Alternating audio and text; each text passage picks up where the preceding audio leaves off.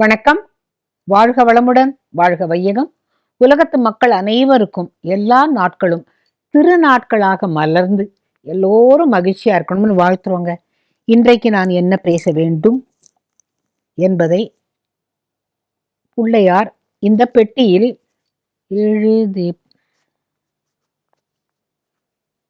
குருவாயூர் கதைகள். அது என்னமோ தெரியல, பிள்ளையாருக்கு ரொம்ப குருவாயூரை பத்தி நான் நிறைய சொல்ல அவர் இன்னும் எழுதி போடுறார். போட்டுடுவோமே, சொல்லிடுவோமே, என்ன இப்ப. இந்த வில்வமங்கலம் சுவாமிகள் என்னை விடவே மாட்டேங்கிறார். இது கூட அவரோட கதை தான். கேரளாவில் கௌரி அப்படின்னு ஒரு பெண் இருந்தாள். அவளை குரூர் அப்படிங்கிற ஊர்ல கல்யாணம் பண்ணி கொடுத்தாங்க. குழந்தைகள்லாம் இல்லை, அவர் நிறைய எல்லா வேலையும் தானே செய்வா. ரொம்ப சீக்கிரமா அவளுடைய கணவனும் மறைஞ்சிட்டான். அவளுக்கு என்ன பண்றதுன்னு தெரியல. தனியா அந்த வீட்டுல வாழ்ந்திருந்தா. அவ தினம் என்ன பண்ணுவா, அவளுடைய மாமா அவ சின்ன வயசா இருந்த போது ஒரு சின்ன உன்னி கிருஷ்ணனை கொடுத்திருந்தார். உன்னி கிருஷ்ணன்னா சின்ன கிருஷ்ணன்னு அர்த்தம். அந்த கிருஷ்ணனை வச்சு பூஜை பண்ணுவா. தான் சமைக்கிறத அந்த கொண்டு வச்சு, கிருஷ்ணா நீ சாப்பிடு, நீ சாப்பிடுன்னு அவருக்கு ஏதோ நைவேத்தியம் பண்ணிவிட்டு அப்புறம் அதை சாப்பிடுவா. அவளுடைய வாழ்க்கை வேற ஒண்ணுமே தெரியாது. அவளுக்கு எல்லாமே கண்ணன். உண்ணும் சோறு, பருகும் நீர், தின்னும் வெற்றிலை எல்லாம் கண்ணன்னு சொன்ன மாதிரி இவளுக்கு எல்லாமே கண்ணன் தான். அவ நிவேதம் பண்ற போது யாரானு வந்தான்னா அதுதான் கண்ணன். அவளுக்கு கொடுத்துட்டு தான் இவ சாப்பிட்டு இருந்தா. இதே மாதிரி அவ வாழ்ந்து அவளுக்கு ரொம்ப வயசாயிடுது. அவ வீட்டுக்கு பக்கத்து வீட்டுல செம்மங்காட்டம்மான ஒரு பணக்காரி இருந்தா. அவளுக்கு இவளை பைத்தியம் அப்படின்பா. இவளுக்கு என்ன தெரியும், எப்ப பாரு கிருஷ்ணா கிருஷ்ணான்னுட்டு பொம்மையை வச்சுன்னு உட்காந்துருக்கா. இந்த வயசுல கூட ஒரு நாளைக்கு வில்வமங்கலம் சுவாமிகள்கிட்ட இவ பார்க்க போயிட்டு, சுவாமி நீங்க எங்க வீட்டுக்கு சாப்பிட்றதுக்கு வரணும். நான் ரொம்ப ஏழை, ஆனா கண்ணனுக்கு நிவேதனம் பண்ணி உங்களுக்கு கொடுக்கணும்னு நினைக்கிறேன். ஏன்னா கண்ணனை நீங்க நேர்லயே பார்க்கறவர் இல்லையா, உங்களை நாங்க தரிசனம் பண்றதே பெரிய விஷயம்னு ஒண்ணு. அவருக்கு ஒரே சந்தோஷம். வரேன், என்ன தேதிக்கு சொல்ற, என்ன கிழமை வரணும்னு சொல்லுன்னாராம். ஒரு டேட் சொன்ன உடனே வரேன்னு ஒத்துண்டாராம். அப்ப அவ நினைச்சா, எனக்கோ வயசாச்சு, இருந்தாலும் அவரை கூப்பிட்டுட்டோம், நமக்கு உதவிக்கு யாரும் இல்லை, ஏதோ ஒண்ணு செய்யலாம் அப்படின்ன பொழுது ஒரு ஒரு 7-8 வயசு பையன் ஒருத்தன் இங்கேருந்து வந்து அம்மேன்னு கூப்பிட்டுருக்கான். யாருப்பா நீன்னா, நான் ஒரு அனாதை, எனக்கு யாருமே கிடையாது, நான் உங்க வீட்டுல வேலை பார்க்கட்டுமான்னு கேட்டானா. நான் எனக்கு ஒன்றும் இல்லையே கொடுக்கறதுக்கு, நான் வேண்டாம், நீ என்ன சமைக்கிறியோ நான் உனக்கு என்ன வாங்கி கொண்டு வந்து வரேனோ நீ சமைச்சு நம்ம 2 பேரும் சாப்பிடலாம், நான் உன்னோடையே இருக்கேன், எனக்கு யாரும் இல்லைன்னு. ரொம்ப நல்லதா போச்சு, இரு. அப்பதான் இந்த வில்வமங்கலம் சுவாமிகள் இவா வீட்டுல வந்து சாப்பிட்றேன்னு சொல்லியிருக்கார். அப்ப இவன் சொன்னானா, நீ போய் சீக்கிரம் ஆத்துல போய் குளிச்சுட்டு வந்துடு, நான் அதுக்குள்ள எல்லாம் எடுத்து வைக்கிறேன், நீ சமையல் பண்ணு. நீ என்னடா பண்ணுவேன்னு, உனக்கு என்ன கவலை, நான் போய் பலாக்காய் எடுத்துன்னு வந்துடுறேன், நான் அதை எடுத்துன்னு வந்துடுறேன், நீ ஒன்றும் கவலைப்படாதன்னு சொன்ன உடனே அவ போய் குளிக்க போயிருக்கா. அதே ஆத்துல பக்கத்து வீட்டு செம்மங்காட்டம்மாவும் குளிக்கிறான். குளிக்கிற போது கௌரி குளிச்சுன்றது போது இந்த துணியை எப்படி அலசினாலாம், அந்த தண்ணி அந்த அம்மா மேல பட்ட உடனே கத்து கத்து கத்து கத்துன்னு கத்தி, பார் இன்னைக்கு எங்க வீட்டுக்கு வில்வமங்கலம் வரார், நீ இந்த மாதிரிலாம் ஒரு அசுத்தமான தண்ணியெல்லாம் என் மேல போடாத அப்படின்ன பொழுது, இரு அவர் எங்க வீட்டுக்குன்னா இன்னைக்கு வரார், உன் வீட்டுல என்ன இருக்கு கொடுக்கறதுக்கு, பஞ்சபட்ச பரமான்னம் நான் தான் எங்க வீட்டுக்கு தான் வரேன்னு சொல்லியிருக்கார், உங்க வீட்டுக்கு வராரா என் வீட்டுக்கு வராரா பார்க்கலாம்னு சொல்லிட்டு போயிட்டு அவ பணக்காரி மமதையில பேசினான். அப்போ தண்ணியில நின்னுண்டு, ஹே குருவாயூரப்பா, நான் ஆசையா உன்னை வந்து பார்த்து பேசுறவர் நம்ம பாத்துக்கு வரணும்னு நினைக்கிறேன், இப்ப ஏன் அங்க வருவான்னு சொல்றா, இப்ப இங்க வரமாட்டாரா அப்படின்னு நினைச்சுன்னு வருத்தப்பட்டு வீட்டுக்கு வரும்போது, உன்னி வந்து அவர் இங்க வரல போல இருக்கு, நீ ஏமா கவலைப்படுற, நான் எல்லாம் ரெடி பண்ணி வச்சுட்டேன், நறுக்கி கூட வச்சுட்டேன், நீ சமையல் மட்டும்தான் பண்ணணும், பண்ணு அப்படின்னப்போது அவன் ஏதோ ஒரு கீரை ஏதோ ஒரு காய் எல்லாத்தையும் கொண்டு வச்சிருக்கான், இவ பண்றா. அப்ப வில்வமங்கலம் சுவாமிகளுக்கு அவருடைய சிஷ்ய கோடிகளோட வரார். வரும்போது முதல்ல வருது அந்த செம்மங்காட்டம்மா வீடு. அப்ப அந்த செம்மங்காட்டம்மா வீட்டுக்குள்ளதானே போகணும். அங்க அங்க தூரம் வரும்போதே, அதாவது சுவாமிகள் வருகிறார் பராக் அப்படிங்கிறதுக்கு அவருடைய சிஷ்யர்கள் என்ன பண்ணுவா, சங்கெடுத்து ஊதுவா. சங்கெடுத்து பம்னு ஊதினான்னாக்கா சுவாமிகள் வரார்னு அர்த்தம். அதுக்கு பின்னால் அவர் ராஜனடா போட்டுண்டு வருவாரா இருக்கும். சரி, முதல்ல செம்மங்காட்டம்மா வீட்டுக்கு தானே நம்மளை கூப்பிட்டுருக்கா, அதை மறந்து போச்சு அவருக்கு. சரின்னுட்டு அவன் எடுத்து சங்க ஊதுறான். சங்கில் சத்தம் வரல. அவர் சொல்றான், இது என்னடா அது, அபசோகனமா இருக்கு, நீ சங்க எடுத்து ஊதி நான் ராஜா மாதிரி நான் வரேன், அது எப்படி சங்கு சத்தம் வராது, இந்த வீடு வேண்டாம் அப்படின்ட்டு. இன்னைக்கு நான் அது அந்த பக்கத்து வீட்டுக்காரி இருக்கேன் அவளுக்கு தான் வரேன்னு சொல்லியிருந்தேன் அப்படின்னுட்டு அந்த செம்மங்காட்டம்மா வீட்டை தாண்டி சங்க ஊதினா சங்கு ஒலிச்சது.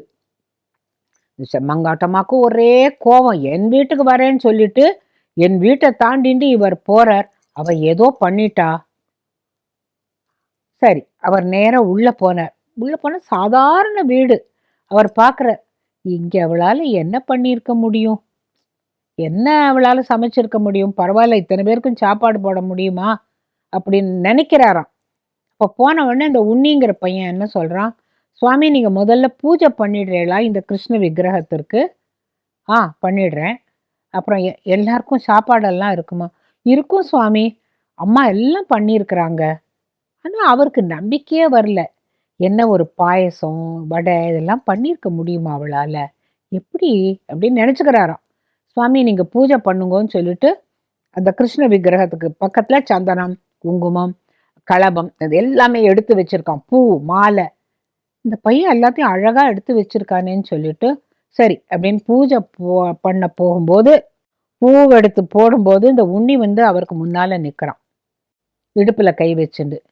ஏய், நான் கிருஷ்ணனுக்கு பூஜை பண்ணிட்டு இருக்கேன், நீ எதுக்கடா குறுக்க வந்து நிற்கிற, தள்ளிப்போ அப்படின்ன பொழுது அந்த பையன் சிரிச்சானான். உன்னோட கிருஷ்ணர்லாம் பேசுவார், உனக்கு கிருஷ்ணரெல்லாம் நன்னா தெரியும்ல அப்படின்னு சொல்லிட்டு அங்கேயே நின்றுட்டு இருந்தானோ. அப்பா அவர் சொன்னாரா, அந்த பாரு நான் வந்ததே இந்த அம்மா பாவம் கூப்பிட்டாங்கிறதுக்காக வந்தேன், நீ அந்த வீட்டு மூலையில போய் நில்லு, நான் பூஜை முடிக்கிற வரைக்கும் வராத, சாப்பாடு பரவாடுறதுக்கு மட்டும் நீ வந்தா போரும் போ அப்படின்ட்டாராம். அந்த பையன் அந்த வீட்டு மூலையில போய் நின்றுட்டு இருந்தானாம். இந்த குரூர் அம்மாக்கு என்ன நடக்கிறதுனே தெரியல, இங்க பூஜை பண்ணுன்னா இந்த குழந்தை போய் அங்க நிற்கிறான், அப்புறம் அவனை ஓரத்துல நிற்க வச்சுட்டாரேன்னு. இவர் எங்கேருந்து வந்து அச்சுதாய நமக கோவிந்தாய நமகன்னு பூவை போடுறார், சாமி மேல பூவே விழல, அவன் காலில் போய் விழுறது. நீ என்னடா மந்திரக்காரனா, இங்க வா அப்படின்னு கூப்பிட்டாராம்.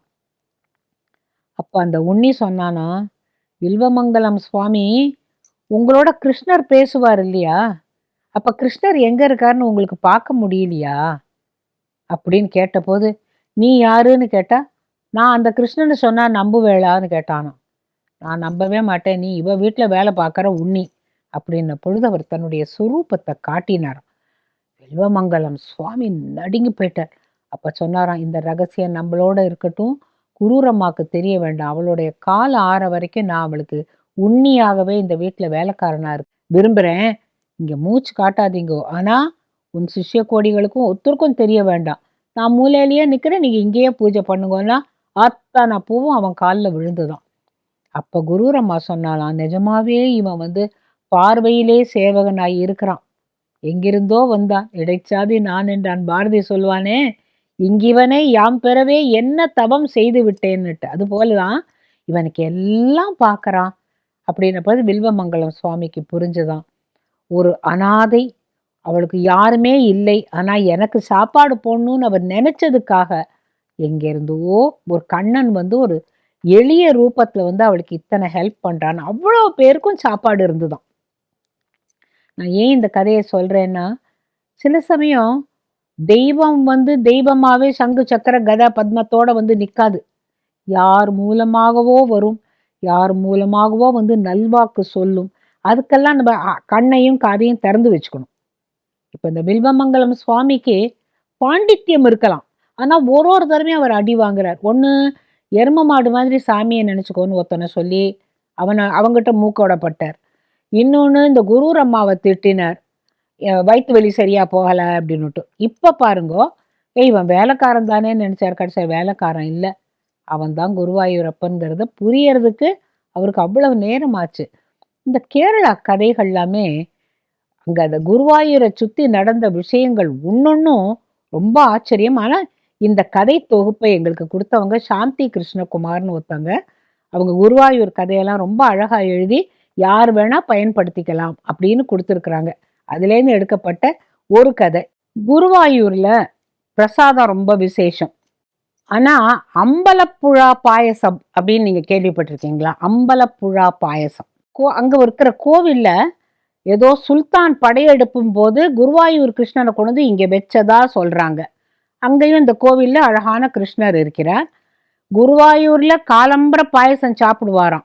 மத்தியானம் அம்பலப்புழா பாயசம் சாப்பிட்றதுக்கு குருவாயூர் கண்ணன் இங்க வந்துருவார் அப்படின்னு ஒரு சொல்றா. இதுக்கு ஒரு கதை சொல்றா. அம்பலப்புழால என்ன பாயசம்னா அரிசி போட்டு பண்ற ஒரு பாயசம். அந்த அம்பலப்புழைக்கு ஒரு அரசன் இருந்தான். அந்த ராஜாக்கு சதுரங்க விளையாட்டுன்னா ரொம்ப பிடிக்குமா. தன்னை யாருமே ஜெயிக்க முடியாது அப்படின்னு ஒரு ஒரு நம்பிக்கை அவனுக்கு. அப்படி இருக்கும் பொழுது ஒரு முனிவர் வந்தாராம்.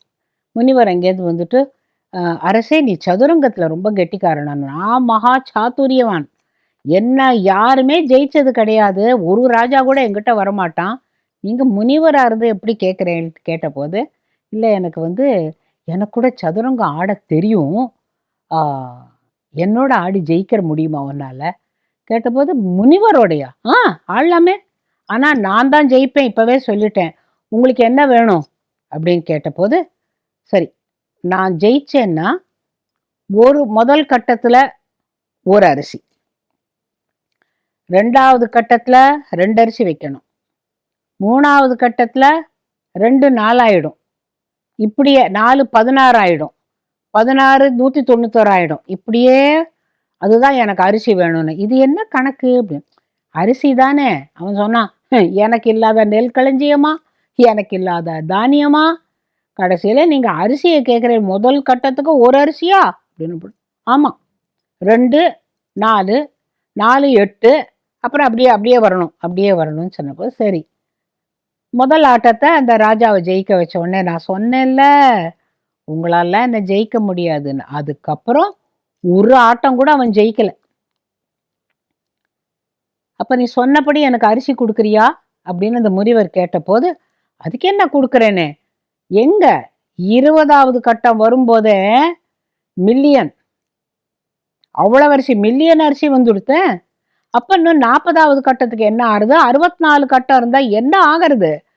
அவன் பார்த்தானா, கணக்கு போட்டு பார்த்தா அவனுடைய களஞ்சியமே காலி.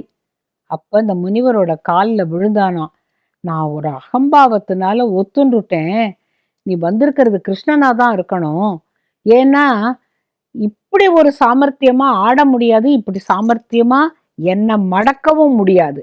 இது என்ன ட்ரில்லியன் ட்ரில்லியன் ட்ரில்லியன் கணக்குல அப்படின்னா வருது. 64வது கட்டம் வரதுக்குள்ள எங்கிட்ட அரிசியே இல்லையே, அத்தனை அரிசி வைக்கிறாப்புலன்னு நீங்க கணக்கு சொல்லிட்டே அப்படின்ன பொழுது, ஒண்ணுமில்ல, நீ என்ன பண்ற, என்னோட கடன் எப்படி தீரும், இன்னும் நான் உங்களுக்கு பாக்கி இருக்கேன்ன போது, வரவா எல்லாருக்கும் அரிசி பாயசம் பண்ணி கொடு, என்ன மத்தியானம் வரவா எல்லாருக்கும் அரிசி பாயசம் பண்ணி கொடு, நீ இது பண்ண பண்ண உன்னோட கடன் தீர்ந்துடும் அப்படின்னு சொன்னாராம். இன்னைக்கும் அம்பலப்புழா அரிசி பாயசம்ங்கிறது நீங்க மொத்தத்திலேயே கேரளாவில் சாப்பாடு ரொம்ப நன்னா இருக்கும், எதுவா இருந்தாலுமே ரொம்ப நன்னா இருக்கும். கோவில் பிரசாதம்னா அதை விட நன்னா இருக்கும். குருவாயூர் கோவில்ல காலையில பிரசாதம், மத்தியானம் இங்க அம்பலப்புழை அரிசி பாயசம் அப்படிங்கிறது. இந்த அரிசி பாயசத்துக்காக ஒரு அழகான கதை, இது நடந்த கதைன்னு சொல்றாங்க. கண்ணனுடைய திருவிளையாடலுக்கு ஒரு ஒரு எல்லையே கிடையாது. குருவாயூரப்பன் கோவில்ல பாத்தீங்கன்னா நேர்த்து கடன் அப்படின்னாக்கா நேர்ச்சை, வேண்டிக்கிறது, அது ரொம்ப வேடிக்கை வேடிக்கையா இருக்கும். இப்போ சில பேர் குழந்தைல அந்த தராசுல வச்சு துலாபாரம் கொடுப்பா, இல்லை வயசானவங்க கூட 60 வயசாச்சு எனக்கு அதுக்கு அதுக்கு சமமான வாழைப்பழத்தாறு உனக்கு கோவில்ல வெல்லம் என்னெல்லாமோ சமர்ப்பிப்பாங்க. பட் எதுவா இருந்தாலும் அங்க இருக்கிற விவசாயிகளுக்கெல்லாம் அந்த அந்த குருவாயூரப்பன் மேல அப்படி ஒரு பக்தி. ஒருத்தன் என்ன பண்ணானா, அவனுடைய அப்பாவுடைய நிலம் அவனுக்கு கிடைச்சது. எல்லாரும் கேட்டால என்ன நீ பயிரிட போற அப்படின்ன பொழுது, என்னென்னைக்கும் இருக்கணும்னாக்கா மற்ற பயிர்லாம் அறுவடை ஆயிடும், அப்புறம் திருப்பி நடணும். இப்ப தென்னங்கன்றுகளை நான் நட்டேன்னு வச்சுக்கோ, அது என்னென்னைக்கும் மரமா இருக்கும், எனக்கு என்னென்னைக்கும் தேங்காய் கிடைக்கும் இல்லையா, அதனால நான் நிறைய தென்னங்கன்றுகளை நடப்போறேன், ஒன்னொன்னுக்கும் குருவாயூரப்பா குருவாயூரப்பா குருவாயூரப்பான்னு சொல்லிண்டே நடப்போறேன். குருவாயூரப்பனை சொல்லி சொல்லியே தண்ணியும் விட போறேன். அப்ப அது நல்லா வளர்ந்த பிறகு முதல்ல வந்து இந்த தேங்காய் மரத்துல இருந்து பறிக்கிற தேங்காய் எல்லாத்தையும் நான் குருவாயூரப்பனுக்கு சமர்ப்பிச்சுட்டு அப்புறமா தான் நான் வந்து கடையில போய் விற்கலான்னு இருக்கேன் அப்படின்னு அவன் மனசுல சங்கல்பம் பண்ணிக்கிறான். இந்த தென்னங்கன்று ஒன்னொன்றும் அழகா அப்படியே வருது வருது வருது வருது. அவன் பார்த்து பார்த்து மகிழ்ந்து, குருவாயூரப்பா நீ இவ்வளோ பெருசா வளர்ந்துட்டியா குருவாய். ஒரு தென்னை மரத்தோடய அவன் பேச ஆரம்பிச்சிட்டான். காரணம், தனக்காகத்தான் நினைச்சிருந்தான்னா மரத்துல குருவாயூரப்பனை பார்த்துருக்க மாட்டான். உனக்காக, ஏன்னா இதுல முளைக்கிற தேங்காய் உன் கோயிலுக்கு தான் நான் சமர்ப்பிக்க போறேன் அப்படின்னு சொன்னதுனால தினம் தண்ணி விடுற போதும் அப்புறம் அதை பார்த்துட்டே இருப்பானாம். களை எடுக்கிற போதெல்லாம், குருவாயூரப்பா இன்னைக்கு ஒரு அடி உயரம் ஜாஸ்தியா போயிட்ட இப்படியே சொல்லிட்டு இருந்தானாம். கொஞ்ச நாள்ல நல்ல கன்றா வளர்ந்தது. கொஞ்சம் கொஞ்சமா மரமாகி நல்லா அவன் அவன் பார்க்க பார்க்க சந்தோஷப்படுற அளவுக்கு பெரிய தென்னை மரமாச்சு. தென்னந்தோப்பாச்சு அந்த இடம்.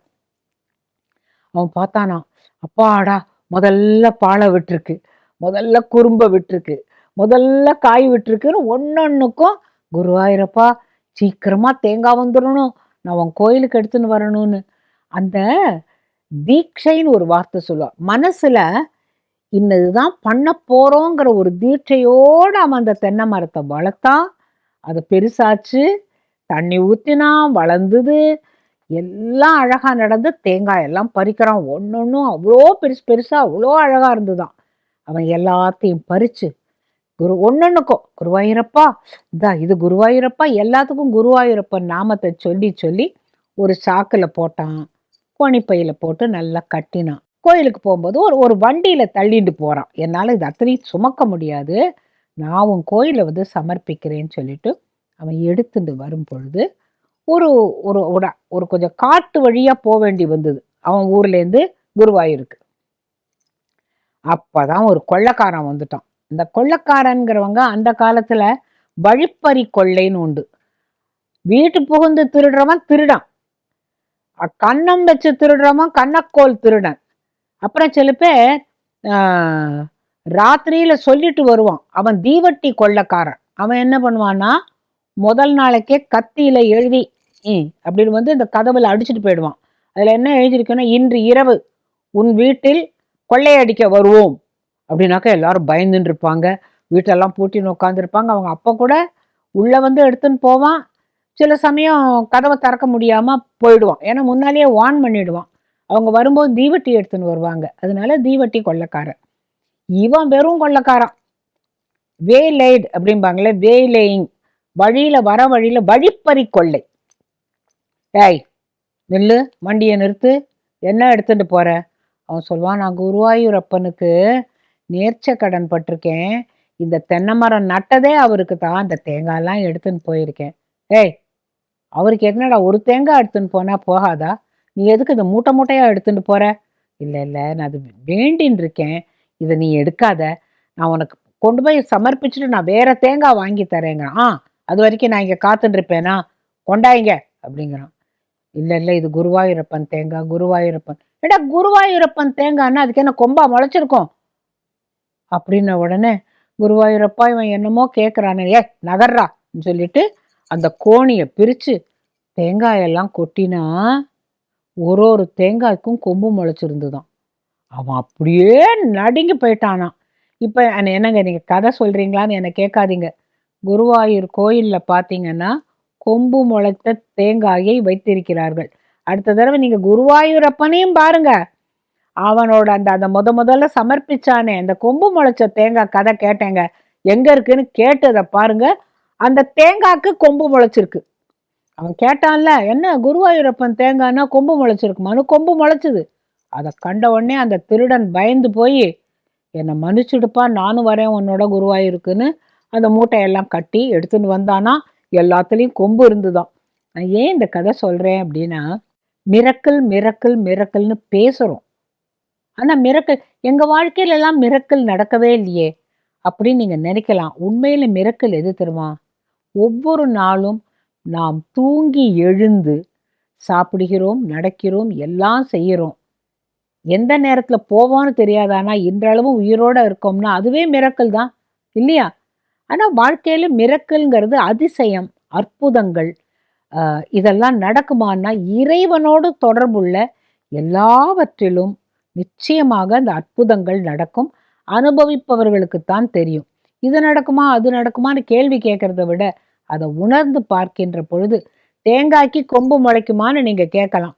குருவாயூரில் போய் பார்த்தால், அந்த அதிசயத்தை பற்றி நீங்க நேர பார்த்து தெரிஞ்சுக்கலாம். எனக்கு இந்த குருவாயூர் கதை சொல்ல சொல்ல அவ்வளவு ஆனந்தமா இருக்கு. ஏன்னா, ஒன்றல்ல, இரண்டல்ல வந்துகிட்டே இருக்கு. எத்தனை கதை சொன்னாலும் வந்துகிட்டே இருக்கு குருவாயூரப்பனை பத்தி. இன்னும் நிறைய கதைகள் உங்களுக்கு சொல்ல நான் காத்துட்டு இருக்கேன்.